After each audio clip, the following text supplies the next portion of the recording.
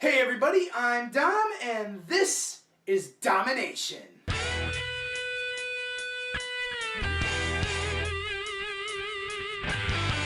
So today, I'm actually reviewing a weapon that was given to me by a friend of mine's boyfriend. So the story was that when I was gonna meet him, I was gonna be all threatening to him, like the whole protective friend thing. I was just gonna be all like, "Don't hurt my friend or I'll sever your manhood." But then when I actually met the guy, I was kind of intimidated, so I decided against it. And when he was told I was gonna do this, he went out to his vehicle and he came back with this. So he said that he really didn't have much use for it and it just sat in his car anyway, so he gave it to me. So now I'm gonna talk about it. I haven't really done much research on this sword, but the conclusion I can draw just from looking at it is that it's a German military saber. And I know that because of the German symbol going across this symbol as a banner. And the thing is, it just has the look that most military sabers do. And I know it's a saber because of just the look of the sword. Curved blade, the hand guard, the length of it, yeah, it's a saber. But is it a good sword? Well, let's find out. This is my review of the German military saber.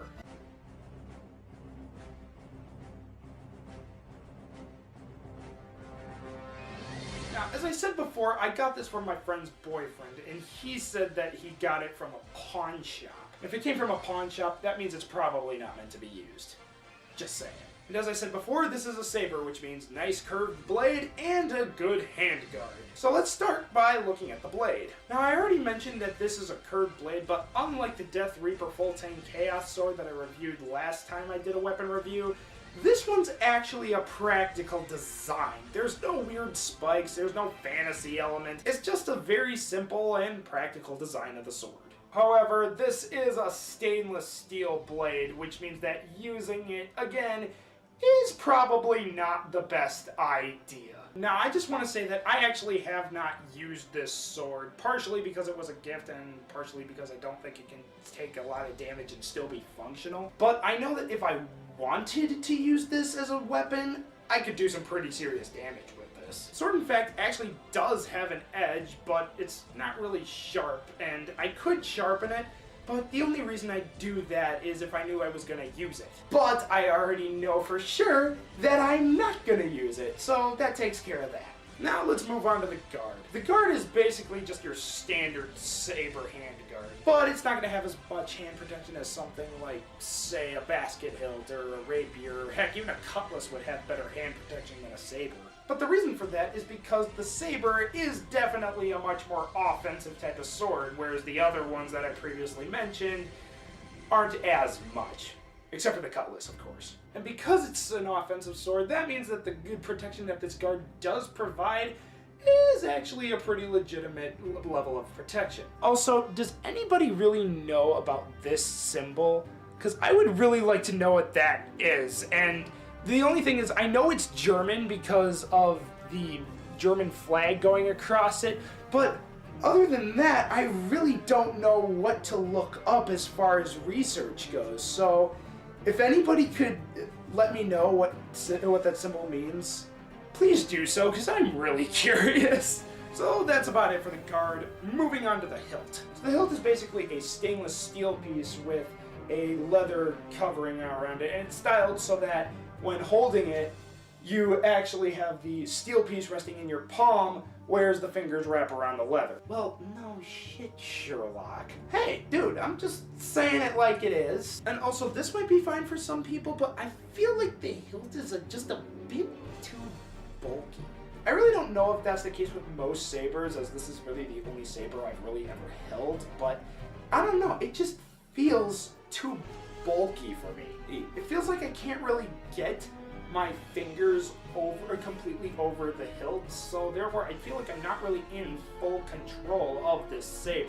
Now, I do want to bring up something, is that when I kind of go like this with it, I do feel a little bit of wobbling, and I don't know if it's the hilt or the guard or what, but something on this construction is loose, and that kind of makes me nervous. In fact, now that I think about it, I think it's the hilt, because when I wiggle it more there, that's where it feels the most loose. And since I don't really use this sword, I guess that's fine. But if I were to ever use this, this would be a huge hindrance, as I'd be fearing whether or not the construction of the sword was just gonna fall apart at any second, and then it'd be screwed. Yeah, the hilt needs a little fixing. Now onto the pommel, or black thereof. Yeah, all the pommel is this little itty bitty stuff. Okay, but why is it on there? It's not gonna counterbalance the sword at all. And sure, you could probably do some damage by jabbing it into somebody's belly, but it's not gonna do a substantial amount of damage. It's just gonna sting for a little bit. And not only that, but the thing looks ugly too. So yeah, not a fan of the pommel. So now onto the scabbard. The scabbard is also made of steel, and it has these two rings on it, which I'm just gonna assume is for attaching to a belt of some sort. The one ring is for if you want it dangling on your belt, and I guess the other one is if you just want it more secure. And I'm just gonna say this, the scabbard itself is just kind of boring. Why? Because it's just metal. Whoop-de-doo. Kind of plain. But it does have this on it, which kind of makes it look a little cooler, as well as kind of reinforce the tip so that it doesn't, you know, just cut right through the metal. And I can't really judge what's inside the sheath, as, you know, it's kind of dark and I kind of can't see down there, so yeah, I don't really have any thoughts about what's inside. So, now to the final thoughts of the sword. Other than the fact that this is stainless steel, I feel like this could actually be used in a fight. It's got a practical design, and it's got good hand protection, and when I did swing it around just for fun, it felt really nice. However, again, this is a stainless steel blade, and that loose hilt kind of leaves something a bit to be desired. However, if these problems were non-existent, I wouldn't have any problem wielding this at all. Would have made a nice companion on the front lines, but instead is forced to being watched from the sidelines. Bottom line, it's nice to hang on a wall, but other than that, you're gonna want to look at something else. And that ends today's video. Thank you for watching, and I hope you enjoyed it. If you have any video ideas for stuff you'd like to see me do in the future, comment below and let me know. Make sure to like the video if you liked it, favorite it if you loved it, and subscribe to Dom-Ination if you want more of it. Once again, I'm Dom, and this was Dom-Ination. See you guys next time.